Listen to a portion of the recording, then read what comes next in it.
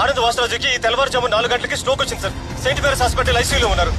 Due to high BP, there is brain hemorrhage and lot of clots in his brain. Taking his age as consideration, surgery is ruled out. To be very honest, he's got very little time. Let's hope for the best. Doctor, does he have any relatives? Yeah, his son is there, Vijayendra Vasiraju. Hi, I'm Deepa Hegde. I'm sorry about your father. I hope he recovers soon. He was a good man. మా నాన్నగారు మీకు ఎలా తెలుసు?